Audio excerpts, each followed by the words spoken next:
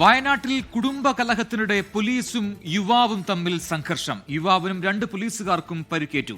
യുവാവിന്റെ ഭാര്യയുടെ പരാതി അന്വേഷിക്കാനെത്തിയ പോലീസുകാരുമായാണ് സംഘർഷമുണ്ടായത്.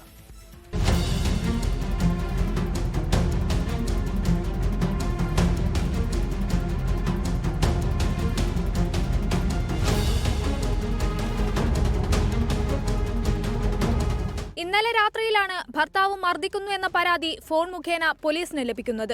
ഇതനുസരിച്ച് ഒരു SIയും കോൺസ്റ്റബിളും കൂടി നെടുമ്പാലയിലെത്തി. ചുണ്ടേൽ ഇളയെടുത്ത് വീട്ടിൽ സദക്കത്തുള്ളയും ഭാര്യയും തമ്മിലായിരുന്നു പ്രശ്നം. പിന്നീട് പോലീസുമായി വാക്കേറ്റം നടന്നു. പോലീസ് സദക്കത്തുള്ളയെ ലാത്തികൊണ്ട് അടിച്ചു. ചെവിക്കും കൈക്കും പരിക്കുണ്ട്. സംഭവത്തിൽ പരാതി നൽകുമെന്ന് സദക്കത്തുള്ളയുടെ സഹോദരൻ ഫൈസൽ വ്യക്തമാക്കി. അവിടെ എത്തി നോക്കുമ്പോൾ മൊത്തത്തിൽ ചോരയിൽ ഇതായിക്കുക, എന്താ അറിയില്ല. അവൻ ചെവിൻ്റെ ഉള്ളിൽ കൂടെ ചോര വരുന്നുണ്ട് എന്നൊക്കെ പറയുന്നുണ്ട്. തലൻ്റെ ഇവിടെ മൊഴിച്ചിരുന്നു, കയ്യിന് ഫ്രാക്ചർ ഉണ്ടായിരുന്നു, കാല് നടക്കാനൊന്നും വയ്യാത്ത അവസ്ഥയിലായിരുന്നു ഉണ്ടായിരുന്നത്. ആ പോലീസുകാരൻ തന്നെയാണ് 2 പേരാണ് ഉണ്ടായിരുന്നത്. അവരെന്നെ കൊടുന്നത്. ആ പോലീസ് ലാത്തി കൊണ്ട് അടിച്ചെന്നാണ് അവൻ പറഞ്ഞത്. കൈ കൊണ്ടല്ല, ലാത്തി കൊണ്ട് അയച്ചാൽ 3 വട്ടമായിട്ട് അടിച്ചിട്ടുണ്ട്. 1 അടി കയ്യിന് കൊണ്ട്, 1 അടി കാലിന്, പിന്നെയാണ് തലക്കിട്ട് കൊണ്ടത്. പരിക്കേറ്റ 2 പോലീസ് ഉദ്യോഗസ്ഥരും കൈനാട്ടി ജനറൽ ആശുപത്രിയിൽ ചികിത്സ തേടിയിരുന്നു. 24 വയനാട്.